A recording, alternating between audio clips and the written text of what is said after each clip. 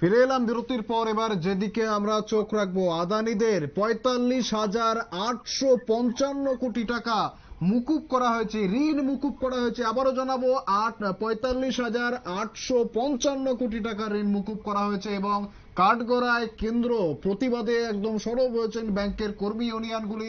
ব্যাংকগুলিকে কম টাকা নিতে বাধ্য করা হয়েছে আক্রমণে কংগ্রেস। আমরা জানবো বিস্তারিত ঠিক কি হয়েছে। আমাদের সঙ্গে রয়েছেন টেলিফোন লাইনে আমাদের প্রতিনিধি সুমন্ত ব্যানার্জি। সুমন্ত, ঠিক কি জানা যাচ্ছে এত টাকার ঋণ মুকুব এবং পাশাপাশি বিরোধীদের প্রতিক্রিয়া ঠিক কি? দেখো, এটা হয়তো আজকের দিনের সব থেকে বড় খবর, কারণ আদানিদের প্রতি যে প্রীতি সেটা আমার জন্য আরো একবার কাঠগড়ায় দাঁড়িয়েছে কেন্দ্র।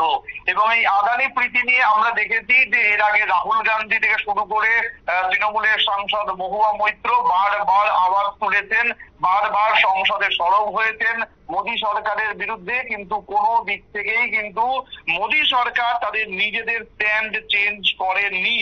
আর আরো একটা খবর এই সময়, যে টাকা দিতে না পারায় দেউলিয়া আদালতে থাকা 10টি সংস্থার, ঠিক শুনছো, 10টি সংস্থার 61,832 কোটি টাকা, একটা এই টাকার পরিমাণটা ঋণের বকেয়া ছিল, সেখানে সেটেলমেন্ট করা হয়েছে 15,977 কোটি টাকা, অর্থাৎ প্রায় 46,000 কোটি টাকার মতন ঋণ মুকুব।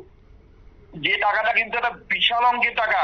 আজকে আম আদমি যখন ঘুরে বেড়ায়, যখন কেউ ঋণ পে করতে পারে না, তখন কিন্তু তাদের ঘাড়ের উপর ব্যাংকের লোক এসে ঘুরে বেড়ায়। কিন্তু আজকে আদানির বিরুদ্ধে কথা বলার মতন কে আছে?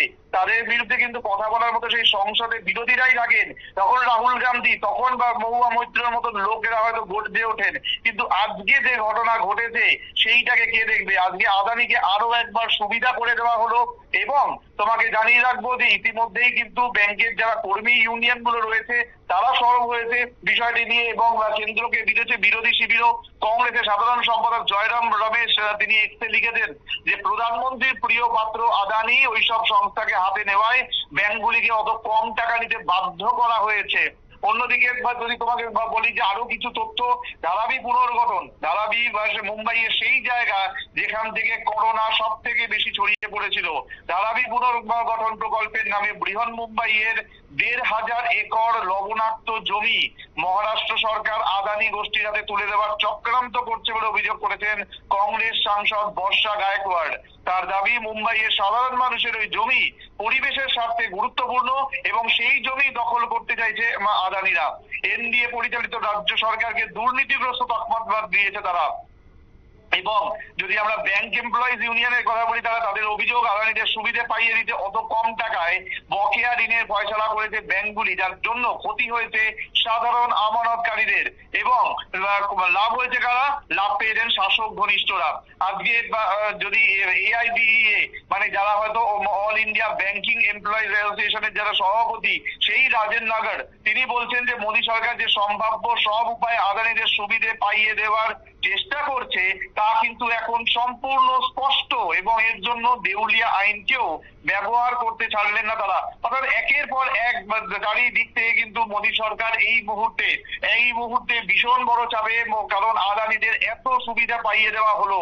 এবং আদানিদের প্রতি উদার হয়ে এই যে 74% টাকা ছাড়লেও ব্যাংকের সাধারণ গ্রাহকদের প্রতি তারা যে সদয় না। একটু আগে তোমাকে আমি যে কথাটা বলছিলাম তা হলো যে আজকে যারা সাধারণ গ্রাহক, যারা হয়তো ঋণ নিচ্ছে, হয়তো কোনো সমস্যায় পড়ে তারা হয়তো ঋণটা সঠিক সময় শোধ করতে পারছে না, তাদের বিরুদ্ধে গিয়ে ব্যাংক যে ব্যবস্থা নিচ্ছে, তাহলে আদানিদের বিরুদ্ধে ব্যবস্থা নেওয়া হচ্ছে না কেন? সেটেলমেন্ট, তাদের এত টাকা থাকা সত্ত্বেও সেটেলমেন্ট করে 74% তাদের রিলিফ দেওয়া হচ্ছে, এই প্রশ্নটাই কিন্তু উঠছে। গত 5 বছরে 8,500 কোটি টাকা জরিমানা আদায় হয়েছে, এবং সেখানে দেখে মনে হচ্ছে গরিবদের লুট করে কিন্তু ধনীদের বিলিয়ে দেওয়ার যে নীতি, সেটা কিন্তু মোদী সরকার করেই চলেছে। এবং এই যে একের পর এক যে অভিযোগ আদানির বিরুদ্ধে, সেখানে কিন্তু কেউ কোনোভাবেই মানে অন্তত মোদী সরকারের তরফে, কেন্দ্রের তরফে কোনো রকম ভাবে কেউ মুখ খোলেনি। আমরা গত কয়েকদিন আগে ছিলাম হিন্ডেনবার্গ যে রিপোর্ট, সেইটা প্রকাশ হওয়ার পর কিন্তু সারা দেশব্যাপী একটা হইচই পড়ে গেছিল। তারপর সেখানে আদানিদের একটা বিবৃতি দিতে হলো যে তারা কোনোভাবেই জড়িত নয়। তেবির সঙ্গে একটা ঘটনা ঘটলো, সেখানেও কিন্তু কেন্দ্র কিন্তু কোনো রকম ভাবে মুখ খোলেনি। আমরা আবারও একটা ঘটনা দেখলাম যে সেটাও কিন্তু আদানির বিরুদ্ধেই, এবং এখানেই কিন্তু একেবারে সুমন্ত, ধন্যবাদ। আমাদের প্রতিনিধি সুমন্ত ব্যানার্জি একদম জানাচ্ছিল যে ঠিক কিভাবে 45,000, 1 টাকা 2 টাকা নয়, প্রায় 45,855 কোটি টাকা ঋণ মুকুব করা হয়েছে এবং কোষাগারের এই যে ঘাটতি, সেই ঘাটতি কিভাবে মেকআপ হবে সেই নিয়েও কিন্তু প্রশ্ন রয়েছে। পাশাপাশি সাধারণ মানুষ আমার আপনার আমরা যখন লোন নিই সেই সময় ব্যাংকগুলো আমাদের মাথার উপর ছড়ি ঘোরায়, কিন্তু আদানের উপর কে ছড়ি ঘোরাবে এই নিয়েও কিন্তু প্রশ্ন আসছে। ফিরে আসছি একটি বিরতির পর, সঙ্গে থাকুন।